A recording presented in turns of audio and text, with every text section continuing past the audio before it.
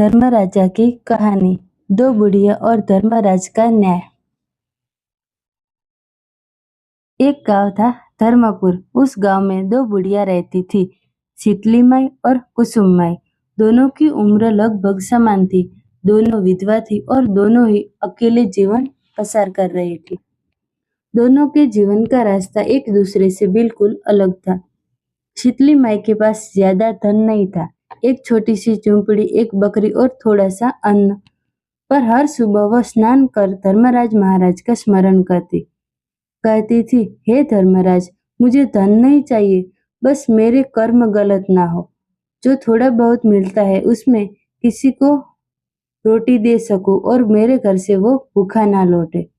कुसुम माई के पास बहुत सारा धन था, खेती, जमीन, सोना, चांदी और लोगों का डर भी था।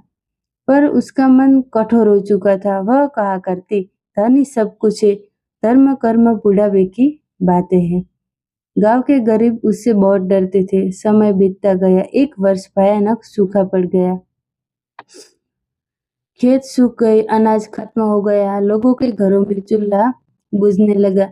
शीतली माई के पास खुद खाने को कम था, फिर भी वह बकरी का दूध बीमार बच्चों को दे देती। कुसुम माई के पास गोदाम अन्न से भरे हुए थे, पर उसके दरवाजे पर जो कोई जाता वो दरवाजा बंद कर देती। पहले पैसा फिर अन्न, वह कहती। उसी वर्ष एक अजीब घटना घटी। दोनों बुढ़ियाओं नींद में चल बसी। गांव के लोग चौंक गए। अगले ही क्षण दोनों की आत्माएं यमलोक पर खड़ी थी। विशाल दरबार, चारों ओर अद्भुत प्रकाश, सिंहासन पर धर्मराज महाराज विराजमान थे। उनकी आंखों में न क्रोध था न पश्चाताप, सिर्फ न्याय। पहले कुसुम माई को आगे लाया गया। धर्मराज ने कर्मों की पुस्तक खोली। दान बहुत कम, अहंकार बहुत ज्यादा, दया नहीं के बराबर।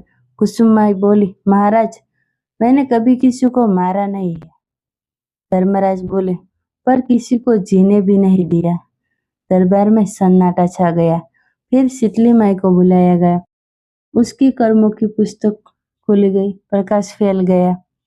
दान, सामर्थ्य से अधिक, दया निरंतर, अहंकार शून्य। शीतली माई बोली, महाराज, मुझसे भी गलतियां हुई होंगी। धर्मराज मुस्कुराए। गलतियां सबसे होती है, पर भावना सबसे नहीं। धर्मराज बोले, शीतली माई, तुम्हें पुनः जन्म में सुख और सम्मान मिलेगा। कुसुम माई, तुम्हें पुनः जन्म मिलेगा, पर गरीबी और अकेलेपन के साथ। कुसुम माई रो पड़ी, महाराज, मुझे एक अवसर दो। धर्मराज बोले, अवसर हर दिन मिलता है, मृत्यु के बाद न्याय मिलता है।